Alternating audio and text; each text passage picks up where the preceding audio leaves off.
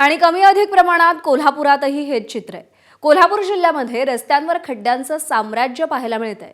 कोल्हापूर विमानतळामुळे कोल्हापूर ते सांगली हा VIP road मानला जातो, मात्र त्या रस्त्याची देखील दुरावस्थाच पाहायला मिळते। सांगली फाटा या ठिकाणी एका बाजूला महामार्गाचं काम अर्धवट रखडलंय, तर दुसऱ्या बाजूला रस्त्याची अक्षरशः चाळण झाली आहे। जोपर्यंत महामार्गाचं काम पूर्ण होत नाही तोपर्यंत टोल घेऊ नका अशी मागणी वाहन चालकांनी केली होती।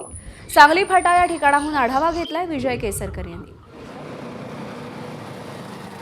मी सध्या पुणे बेंगळुरू महामार्गाच्या सांगली फाटा या ठिकाणी आहे आणि सांगली फाटा इथं जर आपण बघितलं तर खड्ड्यांचं साम्राज्य आहे ते पाहायला मिळते, कारण हा खूप महत्त्वाचा मार्ग आहे आणि या महत्त्वाच्या मार्गावर अशा पद्धतीने खड्डे आहेत ते पडलेले आपल्याला पाहायला मिळतात।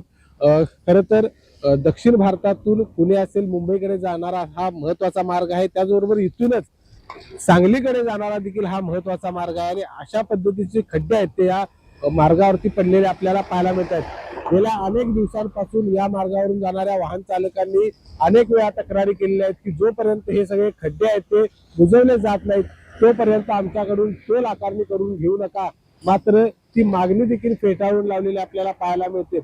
आजच्या वेळेला जर बघितलं तर पावसाळा सुरू होऊन केवळ 1 महिना झालेला आहे आणि 1 महिन्यात अशा पद्धतीने हे खड्डे आहेत ते आपल्याला पाहायला मिळतात। त्यामुळे वाहन चालकांची कुठेतरी नाराजी आहे ती देखील पाहायला मिळते, कारण हा मुख्य रस्ता आहे, VIP रोड आहे आणि या VIP रोडवर अशा पद्धतीने जर खड्डे जर पडत असतील तर मग नेमकं कशा पद्धतीने काम चालू आहे अशा पद्धतीचा प्रश्न देखील या ठिकाणी नागरिक उपस्थित करतात। त्यामुळे लवकरात लवकर हे खड्डे बुजवले पाहिजे अशा पद्धतीची मागणी वाहन चालकांकडून केली जाते।